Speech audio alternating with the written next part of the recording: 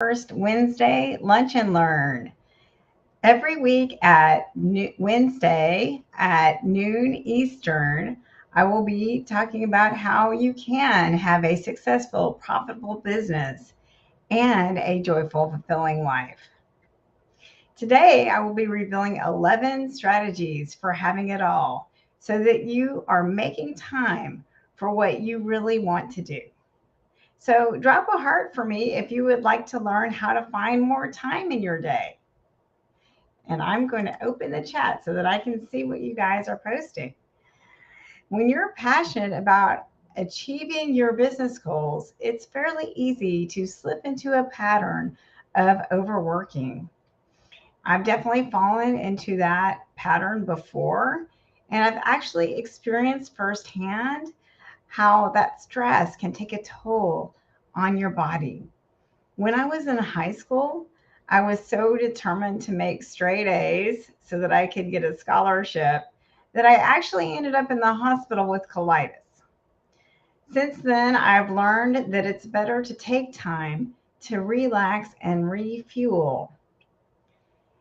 I'm still a very ambitious person, but I've learned that I need to take time to enjoy life so that I don't burn out. I have two adult children with special needs still living at home. So I definitely have learned that with weekly scheduling, I can make time to do it all, to do what I want to do. And think about, so I encourage you to think about how you can recharge, how you need to recharge, and schedule a time for it. Ask yourself, what is it that I enjoy doing, but I'm telling myself I don't have time? So for me, I was telling myself I don't have time to go to the gym. But I will say that I know that exercise is so important. So I do make time to schedule for exercise. And so I'm a dance fitness instructor and I love learning new routines. And afterwards I always feel energized and refreshed. And I highly recommend finding a way to incorporate exercise into your week. There is so much research about the benefits of exercise to boost mood and improve your health so that over time you feel more energized. Think about the exercise you want to incorporate in your daily and weekly routine. And I would love to see those in the chat. What do you guys love doing for exercise? If you can't think of anything, think back to what you loved doing when you were a kid. So, when I was a kid, I loved dancing around in my room, and I still do. Think about the activities that will refuel you.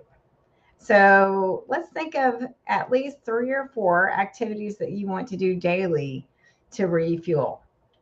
For me, one of the most important daily habits is my self coaching. And self coaching is something that I teach my clients how to do. But if you don't know how to do self coaching, journaling is also a powerful tool. Self awareness is so important. You want to be getting your thoughts down on paper in order to focus on what you want in life and focus on what you have in life. You can't feel stressed and blessed at the same time. So I highly recommend journaling. The other daily essential habits that fuel me are listening to podcasts and audiobooks. I think it's so important to continue to grow.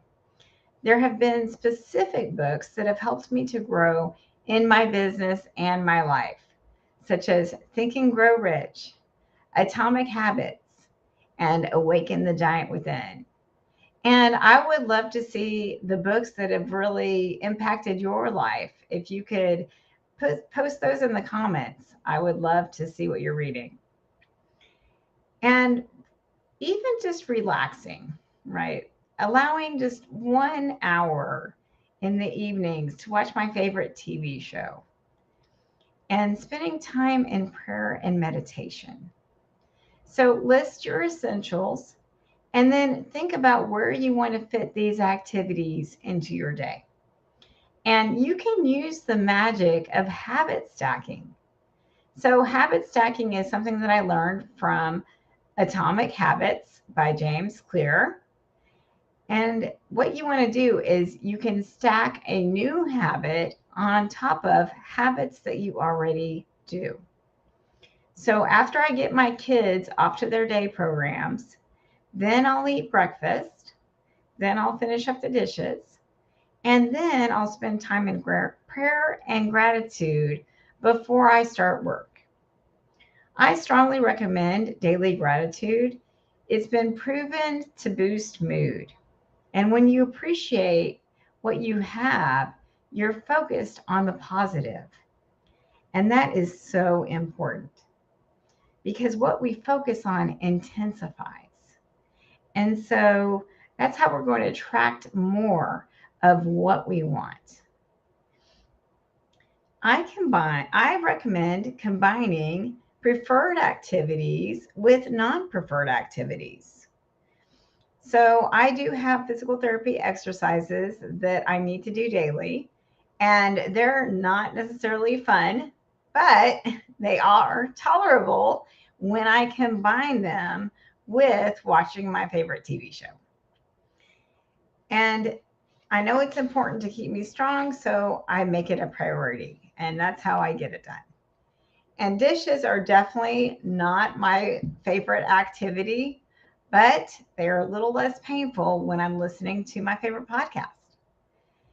And the third way to make more time for you is to be flexible. Take advantage of those cracks in the day.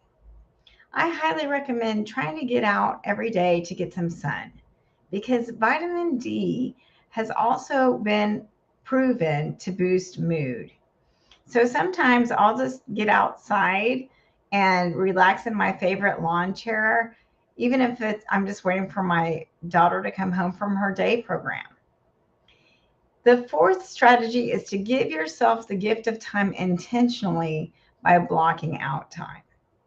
I think it's just as important to block out personal time as it is to block out work time. I think we all deserve at least 1 hour a day to relax and unwind. I like to watch TV in the evenings, and I schedule enough time for at least one show. And I'm getting into The Resident right now on Hulu, so I would love to see the shows that you enjoy. I'm also disciplined when it comes to turning off the TV at a certain time because I know how important my sleep is to perform my very best the next day. I recommend weekly scheduling for activities that you aren't going to do daily. I teach my clients how they can make time for the activities that are most important to them with my time prioritization system. This is something we do when we work on the life zone strategy. You want to think about the 11 think about the life zones that are most important to you. So for me, my health, my business, and my family are a few of the life zones that I'm unwilling to compromise on. And then write a to do list under each life zone. Then you'll want to prioritize each to do list and then schedule each item. Yes, you have to schedule time for the weekly scheduling, but I promise you this is worth it because you won't waste a lot of time and you're going to save a lot of time doing this. So I schedule my dancing because I don't do my dancing daily. If you don't follow through on your activity, make a note of why. This will help you to schedule better for the next week. This is not the time to give yourself a guilt trip because feeling guilty will not motivate you to take action. Negative emotions are not motivating. When spending time in a negative emotion, we're not moving forward. Our thoughts create our feelings, which motivate our actions, which give us our results. So one of the most important things that I do to help my clients find a thought that will generate a feeling that will empower them to take action. I'll give you an example. I coach a mompreneur who also has a young man on the autism spectrum, and she was finding it difficult to balance her time between her kids and her business. Her thought was, I have too much on my plate. And that was creating a feeling of overwhelm. So, in this feeling of overwhelm, all that she really did was just think about all that she had to do. She just spun in her thoughts of overwhelm. And she was actually wasting time doing that. And her to do list was not getting done. So, do you see how our thoughts directly create our results? I helped her to realize that her circumstances weren't actually the problem. It was that thought, I have too much on my plate, that created her result of still having too much to do, right? Still having too much on her plate. Um, so once she realized that it was actually her thought, I was able to help her find a more empowering thought. And with this new perspective, she was able to refocus on prioritizing her time and living in the moment. And between the mindset coaching and my time prioritization system, she ultimately was able to find the time for her business, her kids, and her health goals. Time can't be managed. Time just exists. Only our minds can be managed. And I think Napoleon Hill said it best when he said, you either control your mind or it controls you. And that's from the book Think and Grow Rich. So evaluate how you are spending your time. You need to take a look at what actually fills your day. Do you spend a lot of time buffering? Buffering is anything that we do to escape our emotions. So emotional eating, shopping too much, watching too much TV. What you want to do is take a moment to process that emotion, to really feel it in your body and without buffering, right? Without reaching for that snack. It helps just to be in the present moment because the past has already happened. We can't control what's happened in the past. And the future isn't here yet, right? We can't control what's going to happen in the future, right? So all we really have is the present moment. And I actually have a strategy for my clients to live in the present moment and to really think about their purpose in the present moment. You know, life will throw curveballs at you. My son broke his ankle 3 weeks ago. He had gotten dizzy after taking his seizure medication and he fell down the stairs. And I'm just grateful that he didn't hurt himself worse than he did. But I did have the thought, this is going to slow me down in my business. But I didn't dwell in that, right? Because I realized that what's more important is that I have the opportunity to help him heal. So that, was a really learning moment for me as well. In the end, how we spend our time is how we spend our lives. That's why it's so important to prioritize what's most important to you in your life and to make time for that. So, are there any things that you could drop or delegate to make more time for the things that you really want to do? One of the things that I really don't want to do is cook. But my husband loves a home cooked meal. So, and he's always watching those cooking shows and talking about what a great cook he is. So, one day I said, great, well, then you would be happy to cook on Sundays, right? So, I was happy to delegate. the cooking on Sundays to my husband. And that frees up time for me to do what I want to do, which is usually my dancing. So I would love to hear how you delegate tasks in your home. Let's help each other out with ideas so we're not all doing it ourselves, right? I also subscribe to Home Chef, which saves me about an hour of its time, 30 minutes on cooking and 30 minutes on cleaning. And my husband also loves to do the grocery shopping, which saves me time. And I really don't care for doing the dishes, but I've realized that all I have to do is ask my son for help. And he's actually been helping me clean up the dishes at night. And he has autism. So, really, all kids of all abilities and ages can help out with chores. It is possible to eliminate and delegate things we don't want to spend our time on, but sometimes it requires a mindset shift.